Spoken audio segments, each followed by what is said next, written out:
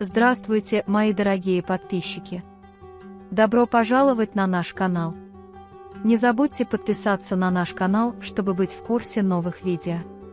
Господин Кудрет говорит, что благодаря Дилану работа фонда идет очень хорошо. Дилан заявляет, что очень рад, что все идет хорошо. Тем временем Баран получает сообщение, вероятно, пришло от Джавахира. После этого они встают, чтобы подготовиться к учредительному ужину. Когда Баран специально просит Кадер Ханем прийти, Азади Ханем обижается. Однако Баран просит Гэжу Кадер сказать Гэже Азади, чтобы она приготовилась и ей следует прийти. Дилан очень доволен отношением Барана. Хотя Баран особенно обижен, старейшина этого дома говорит, что стыдно идти без него, и Дилан обнимает его, говоря: «Вот почему я так тебя люблю». Когда начинаются приготовления, Гуль и Ферат стараются одеться гармонично. Ферат особенно точно выполняет пожелания Гуля.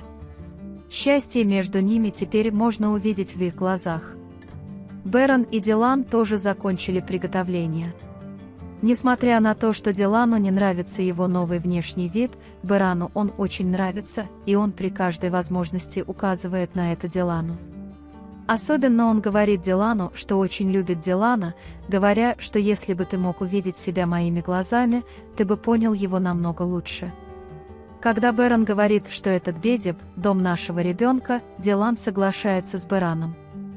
После этого Беран спускается вниз, чтобы дождаться, пока Дилан соберется. С другой стороны, Цеврий ускорил учение. Однако на этот раз они получили все полностью, но забыли самое главное – Цеврии. Когда на следующий день Цеврии приходит в магазин, она злится на всех.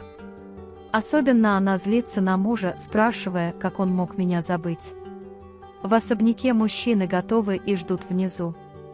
Человек, которого он поместил рядом с Бараном Джавахиром, несколько часов не получал никаких новостей. Когда господин Кудрет спрашивает, что происходит, он объясняет ситуацию и говорит, что, по его мнению, существует проблема. Однако Джавахир заметил человека Барана, застрелил его и бросил в лесной массив. В то же время Джавахир отправился со своими людьми, чтобы свести счеты с Бараном. Признание в любви Харуна и Ясмин постоянно откладывается из-за упрямства их обоих. Похоже, любовь, отложенная шутками, которые они отпускали друг другу, скоро найдет друг друга. Несмотря на то, что все в особняке в хорошем настроении, злые создания Хасана постоянно преследуют их. Когда приготовления завершены и они собираются уйти, приходят новости от человека Барана, которого застрелили. Он сообщает, что в особняк пришел Джавахир. Беран немедленно просит дам подняться наверх. Однако женщины не настаивают на выходе на улицу. Когда Дилан спрашивает, что нам теперь делать, он говорит, что я должен защитить свою семью. Несмотря на то, что дамы настойчиво хотят остаться вместе, Баран настаивает. «Если хочешь нам помочь, — говорит он, — немедленно поднимайся наверх».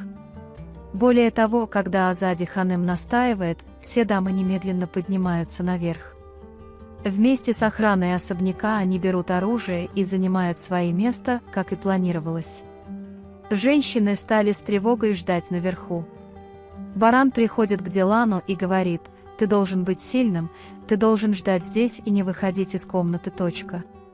Баран дает ему мораль, что ты сделаешь это, не воняй, ты не оставишь меня, ты поможешь мне, вы будете заботиться о нашем малыше, чтобы он не отпускал себя».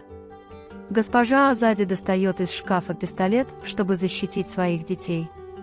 Господин Кудрет не может убедить Гэжу Азади отказаться от винтовки. «Мы сдали Баран Дилан пока очень трудные экзамены. Это самый трудный экзамен. Сегодня ты сдашь экзамен по материнству. Ты останешься здесь, заткнешь уши и защитишь нашего ребенка. Иначе и быть не может. Я верю в тебя. Я идти сейчас. Он выходит из комнаты. В этот момент к дамам подходит госпожа Азади, ведет их всех за собой и направляет винтовку на дверь. Когда Джавахир приходит в особняк со своими людьми и видит, что у двери нет охраны, Шаир говорит, что это ненормально, что они оставляют дверь пустой, у босса есть план, мы можем вернуться, если хочешь.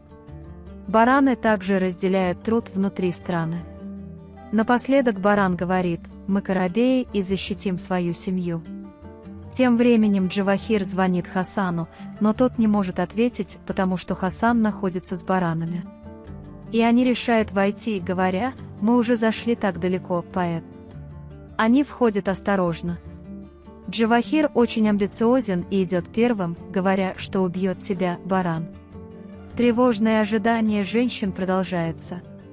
Поэт входит на кухню, а Ферат ждет, заметив его. Дамы ждут в комнате, положив руки на сердце, Дилан и Гуль не могут сдержать слез. Когда Дилан подходит к двери и говорит «баран», госпожа Азади говорит, что никто не покинет эту комнату и препятствует ей. Когда госпожа Азади выходит из комнаты, чтобы посмотреть, слышен выстрел. В тот момент, когда Джавахир открывает дверь и просовывает голову, баран приставляет пистолет к колбу и вынимает пистолет из его руки. Ферат, Джихан, Кудрет-бей и Хасан нейтрализуют мужчин. Баран заставляет Джавахира приставить пистолет к колбу и просит его встать на колени. Джавахир становится на колени, поднимает руки вверх и со страхом смотрит на него. Когда госпожа Азади снова возвращается к дамам, она сообщает им, что услышала хорошие новости. Вы можете поделиться своим ценным мнением в разделе комментариев. Не забудьте подписаться и включить уведомления, чтобы видеть больше видео. Увидимся в следующем видео. Береги себя. До свидания.